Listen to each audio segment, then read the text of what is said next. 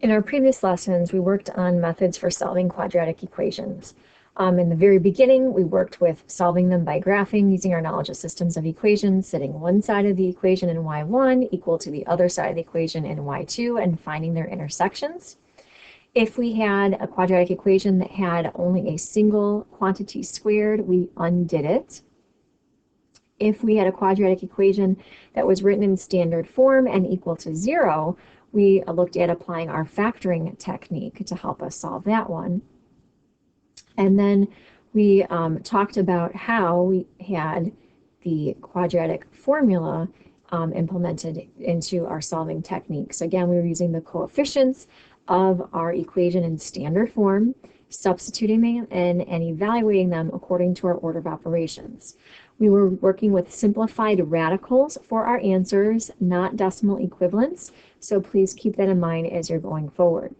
With our quadratic formula, what's nice, the part underneath the radical, b squared minus 4ac, which is also referred to as the discriminant, gives us some clues as to what types of answers we can anticipate getting. So again, remember when we had the discriminant having a value greater than 0, we had two real solutions.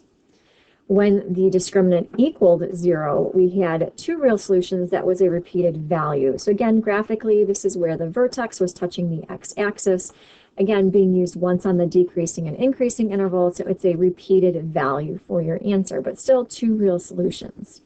When the discriminant was less than 0, we ended up with two imaginary solutions.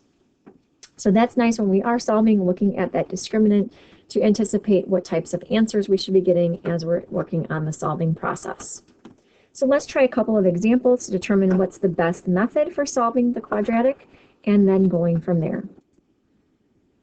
So we want to solve the equation 3x squared minus 4x is equal to a negative x squared plus 16x minus 25.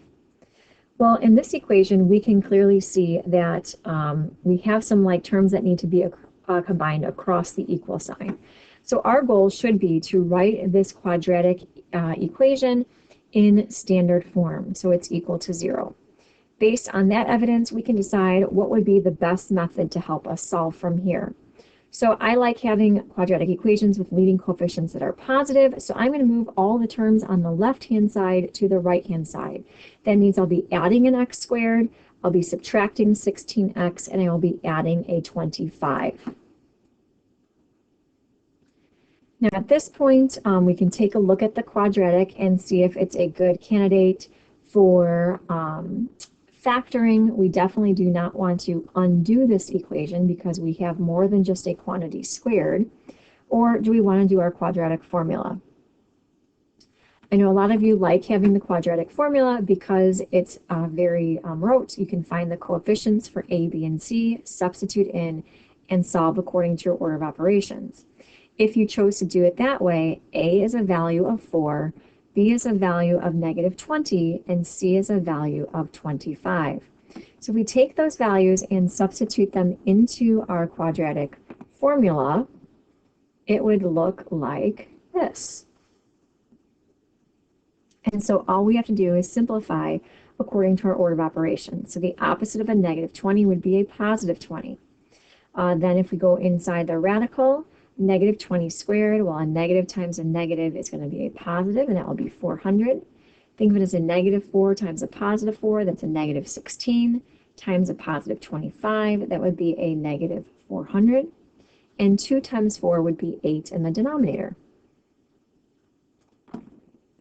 So we continue simplifying according to the order of operations. A radical is a grouping symbol. So underneath there, we've got 400 minus 400, which ends up being 0. So we have to do 20, going to the left and right 0, and dividing it by 8. Now, because the discriminant is 0, what does that tell us? We should anticipate having a repeated solution, right? Because we can't go left and right that amount. So we're really working with 20 over 8. And 20 and 8 both have a greatest common factor of 4 to divide out, so our repeated value would be 5/2. So again, what does this mean for us? That means our parabola, if we're thinking about it graphically, has its vertex at the coordinate of at 5/2 is 0. So again, it's being used twice, once on the increasing and decreasing interval. So again, there's your repeated value. So x equals 5 halves, x equals 5 halves. Now, some of you may have noticed back at the original equation when we had 4x squared minus 20x plus 25 that we could have factored it as well, because what two numbers would multiply together to give you 100 but add to give you negative 20? Well, we could use a negative 10 to meet both of those requirements. So if I'm thinking about factoring it and I use negative 10, we're going to write it twice, right? The unsimplified version of your polynomial.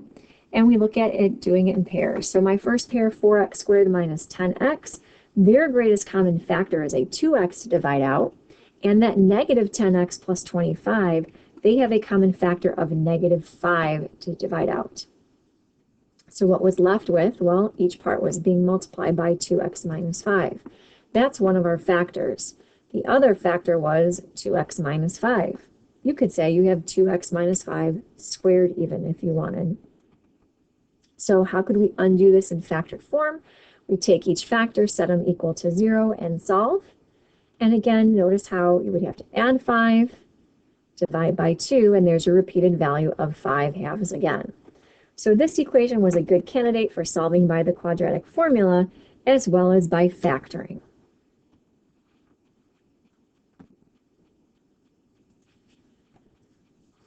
Let's take a look at this equation here. We've got x squared plus 6x minus 4 is equal to 16x minus 18. Again, we have some simplifying to do across the equal sign. Let's put it in standard form so it's equal to 0, and then we can take a look to see what type of method we can use to solve. Again, I like having leading coefficients that are positive, so I'm going to move everything from the right-hand side of the equation to the left. So I'm going to subtract 16x. I'm going to add 18.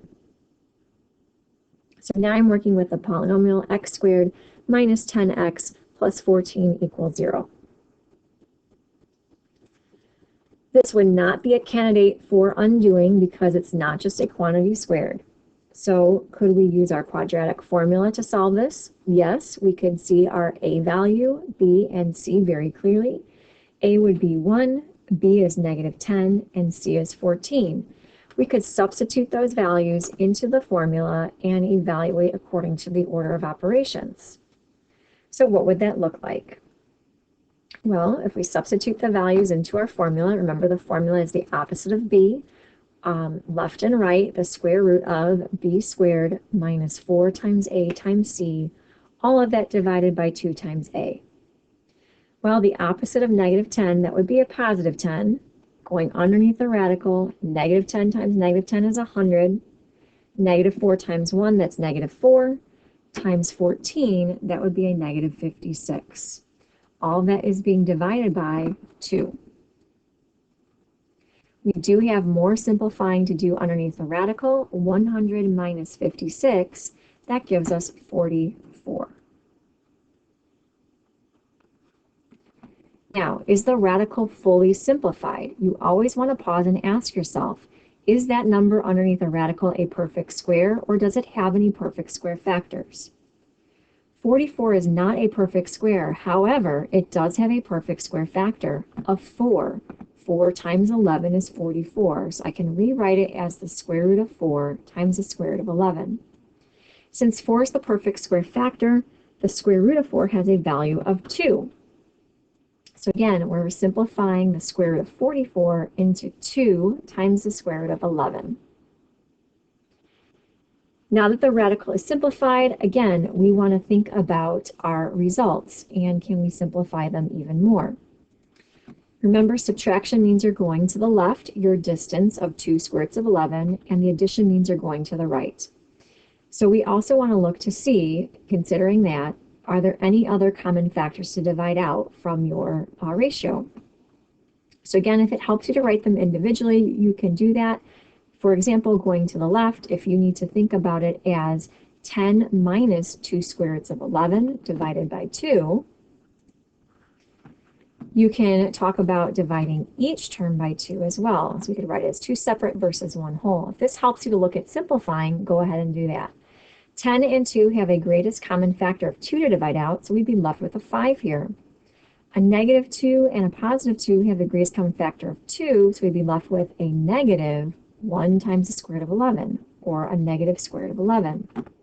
Could do the same thing thinking about going to the right, 10 plus 2 square roots of 11. And again, if you're thinking about dividing by 2 and you need to write it individually, go ahead and do that. And here we can see again, we've got a greatest common factor of 2 we could divide out. So we'd have 5 plus our square root of 11. And we go back here and write 5 minus our square root of 11. So here's our two answers, 5 minus the square root of 11 and 5 plus the square root of 11. And I know a lot of you like condensing it into one expression, so if you want to write 5, left and right the square root of 11, your plus minus symbol, you're welcome to do that. But these really are the two solutions to your quadratic equation. Now, was there another method that we could have used to solve the quadratic equation? Well, are there two numbers you can multiply together to get 14 and add to get negative 10? That won't work. We already said undoing wouldn't work. We could graph it and put this left-hand side into y1 and the other in y2 and find their intersections, but we'd have that non-terminating, non-repeating decimal, and we'd have to fix our window. That would take a lot of work. There is a method that you could use, if you remember from before, called completing the square, which you are writing it so that it is in vertex form, talking about the transformations. So in order to do that, we take the constant and we move it to the other side, and we think about what needs to replace it to make it a perfect square. So if we move this to the other side, we would have to fill in this blank. We would take half of our b term, so half of negative 10 would be negative 5, and you multiply it by itself. Negative 5 times negative 5 is 25. 25 is what should be here to make it that perfect square. X minus 5 squared gives you x squared minus 10x plus 25. So we can rewrite this as that quantity being squared. We just have to simplify the right-hand side now, so that negative 14, again, we move to the other side and add the 25 to complete our squared equals 11. Now this looks great for undoing. We could take the square root of each side, giving us the absolute value of x minus 5 equaling the square root of 11. 11 is not a perfect square, nor having perfect square factors, so then we could talk about going to the left and right. Undoing each expression, so we do the division of negative 1 and 1. We then would also have to undo the subtraction of 5 by adding 5, and again we get our same results, 5 minus the square root of 11 and 5 plus the square root of 11.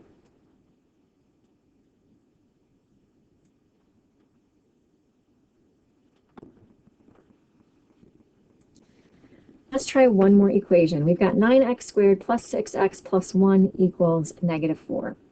What would be the best method to solve? Well, looking at this equation, I know undoing would not be a good method because it's not a quantity squared. So to consider the other methods, again, we need it in standard form equal to 0. So let's add 4 to each side of the equation. If we're talking about factoring, there's no greatest common factor, so we have to think about two numbers that multiply together to give you 45, but add to give you 6. Unfortunately, there is no number combination there. Completing the square would not be a good option for this because our leading coefficient is a number other than 1. So where does that leave us? That means either graphing or the quadratic formula. I would probably prefer doing the quadratic formula because I don't have to enter anything else into my calculator. I don't have to set the window. I can find my solutions. So if I start talking about my quadratic formula, A would be 9, B is 6, and C is 5. I substitute it into my pattern, and I just evaluate it according to the order of operations. So it will become a negative 6 because you're taking the opposite of 6. Then we go within our radical, our discriminant area. 6 squared, that's 36. Negative 4 times 9, that would be a negative 36 times 5, that would be a negative 180. So underneath the radical here, we're going to have 36 minus 180, all of that being divided by 18. Well, what is 36 minus 180? That would be a negative 144. Now notice, if we decide to have graphed this, if that discriminant is negative, what kind of solutions should we anticipate having?